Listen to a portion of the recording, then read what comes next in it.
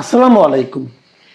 প্রিয় দর্শক, নির্বাচনের আগে আগে একটা নির্বাচনী ইশতেহার প্রকাশের একটা নিয়ম আছে। বিভিন্ন রাজনৈতিক দল তার এই ইশতেহারটা প্রকাশ করে যে তারা নির্বাচিত হলে পর তারা কিভাবে দেশ চালাবে, তারা কি কি কাজ করবে না করবে, তার একটা সম্ভাব্য একটা তালিকা, একটা অঙ্গীকার তারা জনগণের সামনে উপস্থাপন করে।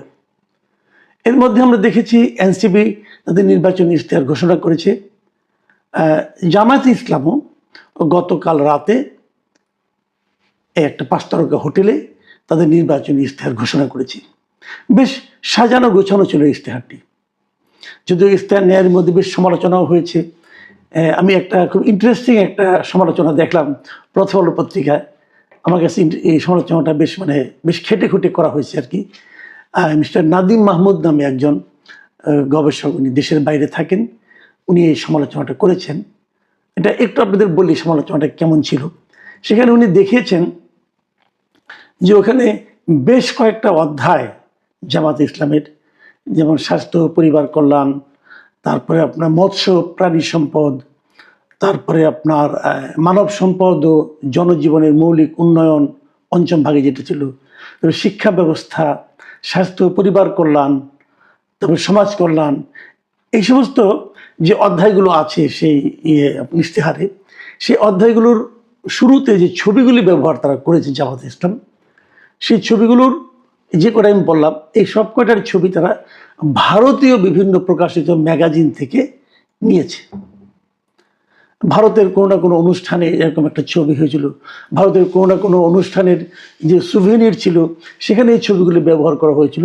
ওনারা এগুলো কোনো ধরনের আপনার তথ্যসূত্র এবং কৃতজ্ঞতা প্রকাশ করা ছাড়াই এগুলি তারা এখানে ছাপিয়েছে।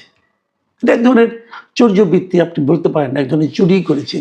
নিজেদের ইশতেহার প্রকাশের সময় এই ধরনের চুরি তাদের কেন করতে হলো, এটা আমার কাছে বোধগম্য নয়।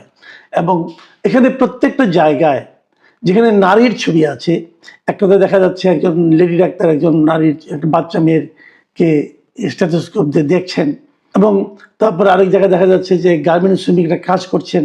যে নারীর যে ছবিগুলি দেখা আছে, জামাতের যারা লিডার আছেন, মহিলা লিডার, নারী লিডার, এবং জামাত যেহেতু পর্দা প্রথায় বিশ্বাস করে তারা পর্দা দিয়ে চলে, কিন্তু এখানে হিজাব ছাড়াই নারীদের ছবিও দেখলাম।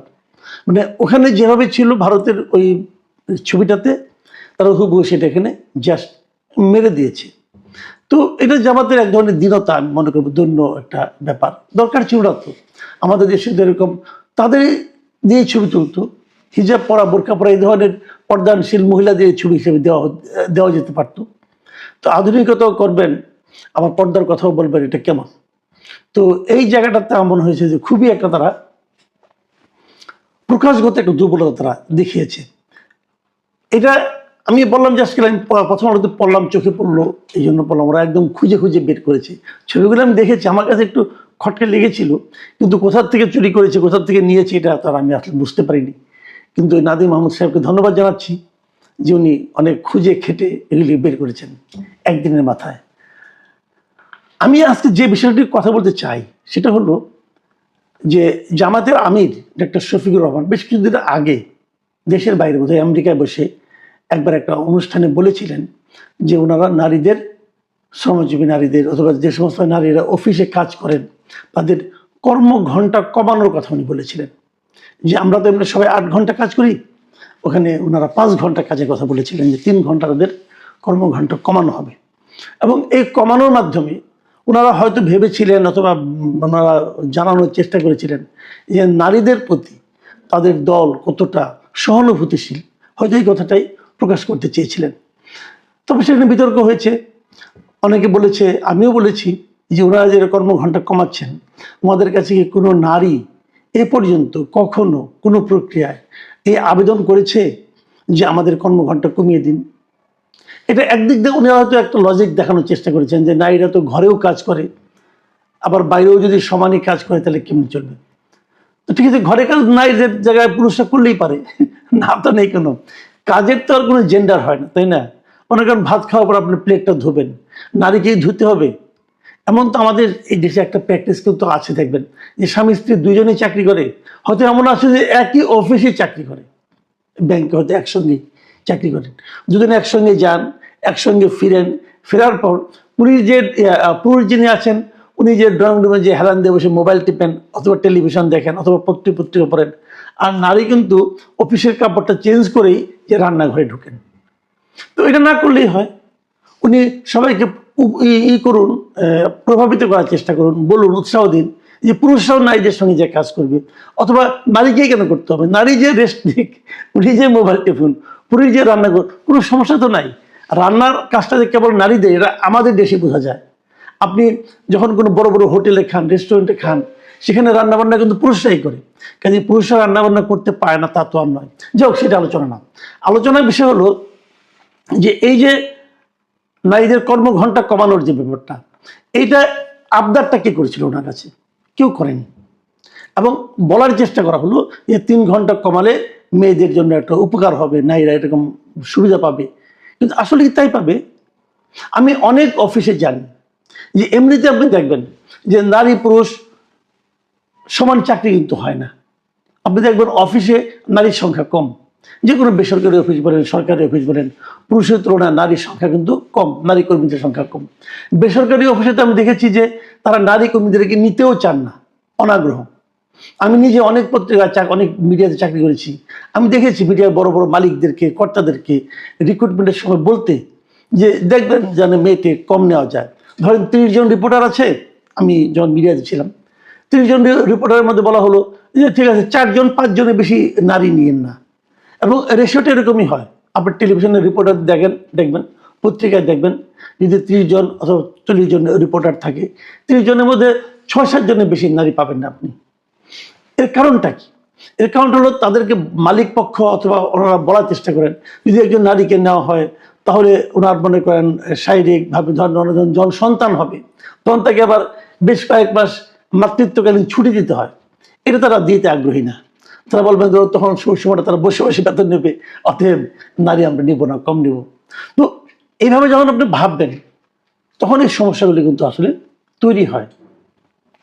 তাহলে এমনি নারীদেরকে নিতে চান না, তার মধ্যে যখন আপনি কর্মঘণ্টা কমিয়ে দিবেন তখন তো মেয়েদেরকে আরো নিতে চাইবে না, বলবে কি যে ওনাকে যদি আমি নেই তাহলে তো ওনার কাছ থেকে আমি 5 ঘন্টার কাজ পাবো, তার কাছ থেকে আমি 8 ঘন্টার কাজ পাবো না, তাহলে তাকে আমি নেবো কেন? এই বিষয়গুলো কিন্তু আসবে। তাতে কি হবে? আপনি নারীদের কর্মঘণ্টা কমিয়ে আসলে নারীদের অংশগ্রহণটাই কমিয়ে দিচ্ছেন। কাজে এটা খুব প্র্যাকটিক্যাল কোনো চিন্তা না, এবং এটা মানে সারা দুনিয়াতে গ্রহণযোগ্য কোনো চিন্তাও কিন্তু হবে না।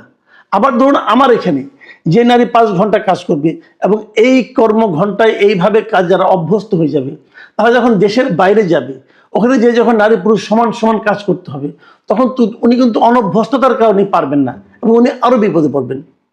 কাজে এটা খুব লজিক্যাল না। যাই হোক, এই জামাতে ইসলামের যে আপনার ইশতেহার গতকালকে প্রকাশিত হয়েছে, সেখানে কিন্তু নারীদের এই কর্মঘণ্টার বিষয়ে কোনো কিছুই বলা হয়নি, বরঞ্চ নারীদের জন্য বিভিন্ন প্রজেক্টের কথা বলা হচ্ছে। তো যখন বলা হয়নি, এটা হয়তো অনেকে ভাবতে পারেন এটা একটা স্বস্তির খবর, কিন্তু না, এটা স্বস্তির খবর নয়। এই ইশতেহার প্রকাশ অনুষ্ঠানেই জামাতের আমির যখন বক্তব্য দিয়েছেন, তিনি আবার সেই নারীদের কর্মঘণ্টা কমানোর বিষয়টিকে সামনে নিয়ে এসেছেন। উনি বক্তৃতা দেওয়ার সময় সে কথাটা বলেছেন। তিনি যেখানে বলেছেন যে নারীদের কর্মঘণ্টা নির্ধারণে জামাতের একটি পরিকল্পনা রয়েছে, পর্যায়ক্রমে সেটি বাস্তবায়ন করা হবে। মাথায় রাখবেন, পর্যায়ক্রমে সেটি বাস্তবায়ন করা হবে। এবং তিনি সেটা ব্যাখ্যা করেছেন যে এক্ষেত্রে জামায়াতের পরিকল্পনা হলো একজন নারী শিল্প কারখানা বা প্রতিষ্ঠানে যত ঘন্টা কাজ করবেন তার টাকা মালিক পক্ষ দেবে, বাকিটা সরকারের দায়। তার মানে একজন মালিকের এখানে যদি একজন নারী শ্রমিক 5 ঘন্টা কাজ করে তাহলে উনি 5 ঘন্টা বেতন পাবেন, কিন্তু ওনার তো 8 ঘন্টা কাজ করতে লাগে। এই যে বাকি যে 3 ঘন্টা, এটা সরকারের দায়। মানে কি? তাহলে সরকার তাকে দিবেন নারীকে। যদি উনি ক্লিয়ার করেন নাই, উনি সরকারের দায় বলেছেন, ধরলাম সরকারি এটা নারীটাকে আরো 3 ঘন্টার টাকা দিলেন, তাহলে নারীটা হয়তো চলে গেল, কিন্তু এর মাধ্যমে ওই প্রতিষ্ঠান কি নারী শ্রমিক নেওয়ার জন্য আগ্রহী হবে? হবে না। এটা হবে একটা জটিল সমস্যা। আর যদি এটা একটা বিপ্লবী এবং যুগান্তকারী পদক্ষেপ হয়েই থাকে, তাহলে ওনারা এটাকে ওনাদের ইশতেহারে আনলেন না কেন? ইশতেহারে কেন আনলেন না? আনেননি কারণ ওনারা ভেবেছেন এটা ইশতেহারে আনলে হয়তো একটা বড় বিতর্ক হতে পারে এবং এটা ডকুমেন্টেড একটা বিষয় হয়ে যাবে, তখন সেটা নিয়ে যে বিতর্কটা হবে সেই বিতর্কটা হয়তো তারা ফেস করতে পারবে না। কিন্তু বলার আনন্দে উনি বলে দিয়েছেন যে এটা পর্যায়ক্রমে হবে। পর্যায়ক্রমে মানে মানে আজকে হবে না, আজকে কিছু হবে, অথবা ধরুন এই প্রতিষ্ঠানে হবে, হয়তো প্রথমে হয়তো ব্যাংকগুলিতে হয়ে গেল, তারপর হয়তো শিক্ষাক্ষেত্রে হয়ে গেল। এখন ভাবেন তো আপনি শিক্ষাক্ষেত্রে, ধরেন স্কুলে টিচার, একটা নারী মানে 5 ঘন্টা পরে চলে গেল, তাহলে স্কুলের কি হবে? যারা স্টুডেন্ট তাদের কি হবে? ওখানে যারা নারী শিক্ষার্থী তারাও কি কম পড়বে? তারাও কি 5 ঘন্টা পড়বে? ঘটনাটা কি হবে তাহলে? তাহলে যদি তারা 8 ঘন্টা পড়ে, তাহলে পুরুষ শিক্ষকদের উপর চাপ বেশি পড়বে না? স্কুল কিভাবে চলবে? এই যে ইমব্যালেন্সটা, এটা কিভাবে থামাবে আমি জানি না। আমার ধারণা কি জানেন, এগুলো খুব একটা গবেষণা হয়নি। ওনারা গবেষণা না করেই কেবল কমন সেন্স থেকে এ ধরনের কিছু কথা বলে দিয়েছেন।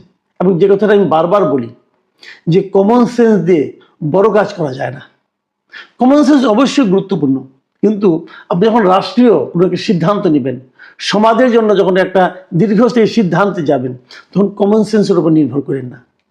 ডাক্তার শফিকুর রহমান আমার ধারণা সেই কাজটাই করেছেন, এবং হয়তো ওনার মনে এটা আছে, উনি হয়তো দলকে খাওয়াতে পারছেন কিনা জানি না, তাহলে উনি বারবার ওটা আবার বলছেন কেন। এবং এটার মধ্যে আমি একটা মানে অভিসন্ধিও দেখি। মানে অনেকে হয়তো বলবেন যে কি অভিসন্ধি? অভিসন্ধিটা এই ধরনের যে নারীদের ব্যাপারে ওনাদের যে দৃষ্টিভঙ্গিটা, এটা আলাদা করে ওনাদেরকে প্রকাশ করতে হচ্ছে, এবং এই প্রকাশ করার মাধ্যমে ওনারা নারীর উপকারের পরিবর্তে নারীদেরকে আরো বেশি ক্ষতিগ্রস্ত করার মতো পদক্ষেপ হয়তো যাবেন। কারণ নারীরা নেতৃত্বে আসতে পারবেন না, ওনারা নারীদেরকে মনোনয়ন দেবেন না, যেটা নাকি কয়েকদিন আগে জুলাই সনদে ওনারা স্বাক্ষর করে আসছেন যে ওনারা নির্বাচনে 5% নারীকে মনোনয়ন দিবেন। নারীদেরকে ওনারা মনোনয়ন দিবেন না, নারীদেরকে ওনারা নেতৃত্বে আনবেন না বলে, এবং আনা কখনো সম্ভব না বলে ওরা আন্তর্জাতিক মানে মিডিয়াতে সাক্ষাৎকারে বলবেন। এবং সর্বশেষ যে স্ক্যান্ডালটা, যে এক্স হ্যান্ডলারের যে ওনার যে আপনার নারী বিষয়ক যে মন্তব্য, খুব অশ্লীল একটা মন্তব্য, উনি বলেছেন যে ওটা নাকি উনি ওনার হ্যাক হয়েছিল। তো এখন পর্যন্ত যতগুলি জায়গায় পেয়েছি এটা নিয়ে নানা ধরনের আলোচনা হচ্ছে, কিন্তু উনি নিজে অস্বীকার করেছেন যে উনি বলেন নাই। তো আমি এটা নিয়ে আর আলোচনা করতে চাই, যেহেতু উনি অস্বীকার করেছেন আমি ওনার অস্বীকারটাকে নিচ্ছি। তো এই সব মিলিয়ে এই দলটিকে আমার কেন যেন মনে হচ্ছে ওনারা নারীদের নিয়ে কোনো একটা পরিকল্পনা করছেন। সেই পরিকল্পনাটা আলটিমেটলি ইতিবাচক পরিকল্পনা নাকি নেতিবাচক ষড়যন্ত্র, এটা এখনই বোঝা হয়তো কঠিন হয়ে যাবে। তবে আমি এটুকু বলতে পারি যে নারীদের ব্যাপারে ওনাদের পরিকল্পনাটা ট্রান্সপারেন্ট সম্ভবত নয়। প্রিয় দর্শক, এগুলো আপনাদের বিবেচনায় থাকুক, ভোটের সময় মাথায় রাখবেন। এখন এ পর্যন্তই। কদিন ধরেই ক্যান্টনমেন্ট নিয়ে বাতাসে ফিসফাস। কি ঘটতে যাচ্ছে ক্যান্টনমেন্টগুলোতে? ঢাকা ক্যান্টনমেন্টে গত পরশুদিন রাত 8টা থেকে কেন রেড অ্যালার্ট জারি হলো? সেনা প্রধানের সাথে বিএনপির চেয়ারপারসন তারেক রহমানের কি আসলেই কোনো সমঝোতা হয়েছে?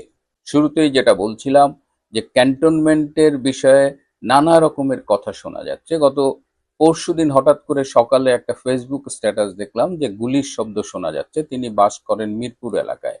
তো জিজ্ঞেস করলাম গুলির শব্দ কিসের ভাই, টেনশনে পড়ে গেলাম। তখন অনেকেই ধারণা করছিলেন যে এটি বোধহয় ক্যান্টনমেন্ট রিলেটেড কিছু, কিন্তু পরবর্তীতে জানা গেল যে ঢাকা শহরের দুটো আন্ডারওয়ার্ল্ডের গ্যাং, তাদের মধ্যে গোলাগুলি হয়েছে। ক্যান্টনমেন্টে গোলাগুলির কোনো বিষয় না, কিন্তু কয়েকটা প্রচার মাধ্যমে এসেছে যে ক্যান্টনমেন্টে এক ধরনের অসন্তোষ, যেটা আমরা জানি যে অনেকদিন ধরেই বিরাজ করছিল, এবং এখানে অদৃশ্যভাবে হলো দুটো পক্ষ রয়েছে। বড় অংশটা 71-এর মুক্তিযুদ্ধের চেতনার পক্ষে, আর ছোট্ট একটা অংশ যারা জামাতের পক্ষে। কিন্তু একটা ডিসিপ্লিন ফোর্স হওয়ার কারণে এই বিভক্তিগুলো হয়তো খুব দৃশ্যমান হয় না, কিন্তু ইদানিং একটা আশঙ্কা উঠেছে যে সেনাবাহিনীতে কি আসলেই কিছু ঘটতে যাচ্ছে কিনা। একটা পত্রিকা বলেছে যে সেনা অভ্যুত্থানেরও আশঙ্কা দেখা দিয়েছে, যদিও এরকম আসলেই ঘটতে যাচ্ছে কিনা আমি ঠিক জানি না। এরকম কোনো লক্ষণ অন্তত দৃশ্যমান নয়, কিন্তু এগুলোতে যথেষ্ট সতর্ক অবস্থানে রয়েছেন আমাদের সেনাপ্রধান। তিনি কিছুটা ভয়ও পেয়েছেন, যে কারণে গত পরশুদিন থেকে ঢাকা ক্যান্টনমেন্টে রেড অ্যালার্ট জারি করা হয়েছে, এবং অত্যন্ত বলা যায় এক ধরনের নজিরবিহীন নিরাপত্তা বলয়ের মধ্যে অবস্থান করছেন সেনাপ্রধান। তিনি কেন এত ভয় পাচ্ছেন আমি জানি না। তবে কিছু ঘটনা আরো ঘটেছে। আপনারা জানেন যে এই ২-৩ দিন আগে গাজীপুরে সেনাপ্রধান, ৩ বাহিনীর প্রধান তারা লোকাল অ্যাডমিনিস্ট্রেশন এবং একটা মিটিং করেছে কিভাবে নির্বাচনটা পরিচালনা করা যায়। সেখানে এই সম্প্রতি র্যাবের নাম পরিবর্তন, নির্বাচনের আগেই নাম পরিবর্তন এবং পোশাক পরিবর্তন, এটি নিয়ে একটি বাদানুবাদ হয়েছে। এবং আপনারা জানেন এর আগেও আমি বলেছি যে সেনাবাহিনীর পোশাক তৈরি করা হচ্ছে যাতে সিভিলিয়ানরা ভুয়া সেনাবাহিনী সেজে লোকালয়ে নির্বাচনকে প্রভাবিত করতে পারে। তো র্যাবের এই নতুন ড্রেস এটাও পাবলিকের জন্য অনেকখানি কনফিউজড হবে, মানে কনফিউশনের কাজ হবে বলেই অনেকে মনে করছেন। এদিকে নির্বাচনকে কেন্দ্র করে 7টি যুদ্ধজাহাজ এনগেজ করা হচ্ছে বলে আমাদের নৌবাহিনী প্রধান জানিয়েছেন। তো এটা স্বভাবতই প্রশ্ন উঠেছে যে নির্বাচনে নৌবাহিনীর যুদ্ধজাহাজের ভূমিকা কি হবে। তারা কি আশঙ্কা করছেন যে মিয়ানমার থেকে লোকজন এসে নির্বাচনের দিন ভোট দিয়ে যাবে, বা ভারত বঙ্গোপসাগর দিয়ে এসে নির্বাচনের দিন কোনো একটা ঝামেলা করতে পারে? কারণ নির্বাচনে যুদ্ধজাহাজের ভূমিকা, এটা সবাই একটু ক্লারিফিকেশন চেয়েছিল। তো আমাদের সেনাবাহিনী, সশস্ত্র বাহিনী মাঝে মধ্যে খুব হাস্যকর কাজ করেন। এদিকে নতুন সিজিএস কে হবে? Chief of general staff lieutenant general Shamim, তিনি অবসর প্রাক ছুটিতে গেছেন। তো ন্যাচারালি ওয়াকার চেয়েছিলেন একজন হোক, ইউনূস এবং ডক্টর খলিল আমাদের জাতীয় নিরাপত্তা উপদেষ্টা তারা চেয়েছিলেন আরেকজন হোক। তো এই দড়ি টানাটানিতে আলটিমেটলি সিদ্ধান্ত হয়েছে যে নির্বাচনের পরে নতুন নির্বাচিত সরকার এই সিজিএস মনোনয়ন দেবেন। এদিকে জেনারেল ওয়াকারের একটাই কথা হলো যে তিনি আমাদের জাতীয় নিরাপত্তা উপদেষ্টা ডক্টর খলিলকে একদম সহ্য করতে পারেন না। সো ডক্টর খলিল যা বলবেন ওইটার বিরোধিতা জেনারেল ওয়াকারকে করতেই হবে। এদিকে জেনারেল ওয়াকার এই নির্বাচনের আগে বিভিন্ন ক্যান্টনমেন্টে গিয়ে তিনি কথা বলছেন, নির্বাচন নিয়ে কথা বলছেন, এবং আবার সূত্র নিশ্চিত করেছে যে তিনি তার সর্বস্ব দিয়ে গণভোটে হা ভোটকে পাশ করানোর জন্য সর্বোচ্চ চেষ্টা করে যাচ্ছেন। এবং তিনি ব্যক্তিগত আলোচনায় এটাও বলেছেন যে কোনো অবস্থায় আওয়ামী লীগকে রাজনীতিতে ফিরতে দেওয়া হবে না। তিনি উদাহরণ দিয়ে বলেছেন যে আমি আমার ড্রয়িং রুমে এমন কাউকে ইনভাইট করব না যে আমাকে হত্যা করতে পারে। অর্থাৎ জেনারেল ওয়াকার ভয় পাচ্ছে যে কোনো কারণে যদি আওয়ামী লীগ সরকারে ফিরে আসে তাহলে সংবিধান অনুযায়ী যারা এই যে অবৈধ ক্ষমতা দখল, জঙ্গি অভ্যুত্থানে সহায়তা করেছিল তাদের সবার জন্য অবধারিত শাস্তি হলো মৃত্যুদণ্ড। সুতরাং জেনারেল ওয়াকার, যদিও তার নিয়োগদাতা শেখ হাসিনার সরকার, কিন্তু তিনি এখন সর্বস্ব দিয়ে শেখ হাসিনা এবং আওয়ামী লীগের প্রত্যাবর্তন রুখে দিচ্ছেন। এবং আমাদের কাছে নিশ্চিত খবর এসেছে যে যশোর ক্যান্টনমেন্ট এবং রংপুর ক্যান্টনমেন্টের 2 জিওসি এবং তার সাঙ্গপাঙ্গরা জামাতের পক্ষে মাঠ পর্যায়ে নির্বাচনী প্রচারণা চালাচ্ছে এবং প্রশাসন এবং সবাইকে মোটামুটি বলেছে যে যে করেই হোক তাদের এলাকার আসনগুলোতে জামাতের প্রার্থীকে জিতিয়ে আনতে হবে। আমার কাছে দুটো ফোন আলাপের সামান্য অংশ এসেছে। একটা জেনারেল ওয়াকার বলছেন যে তিনি নির্বাচন করে ছুটিতে যাবেন এবং তিনি কানাডায় যাবেন এবং কানাডায় অটোয়া থেকে তিনি ভ্যাঙ্কুভার পর্যন্ত গাড়ি চালিয়ে যাবেন। আরেকটি ফোন আলাপে তিনি তার খুব কাছের ঘনিষ্ঠ বন্ধুদের বলছেন যে তিনি কখনোই এই উচ্চ পদের জন্য লোভী ছিলেন না, কিন্তু আত্মীয়তার সূত্রে হোক যেভাবেই হোক তিনি সেনা প্রধান হয়েছেন এবং তিনি ডিপ স্টেটের সাথে কাজ করতে গিয়ে দেখেছেন যে ডিপ স্টেট খুবই ভয়াবহ একটা সংস্থা।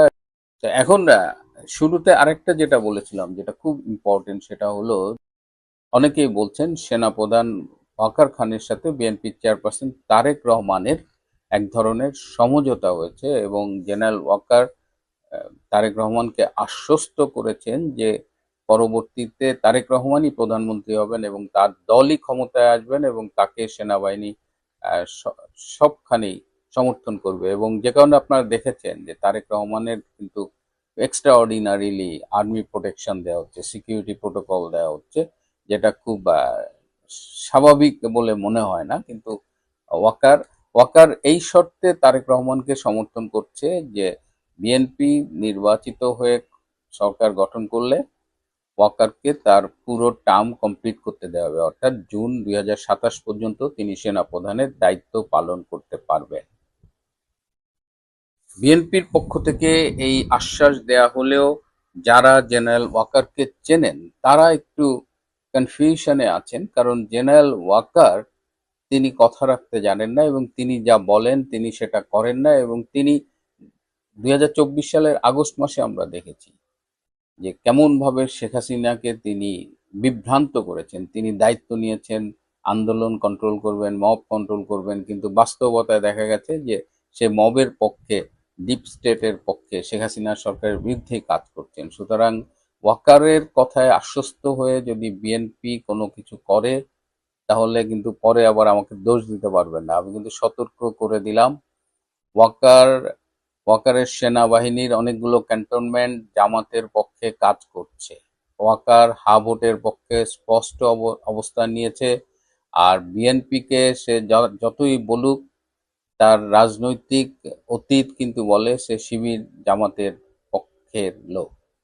সুতরাং এই অবস্থায় বিএনপিকে খুব সতর্ক হতে হবে, না হলে কিন্তু আম ছালা সব চলে যেতে পারে। প্রিয় বন্ধুরা, আজ এ পর্যন্তই।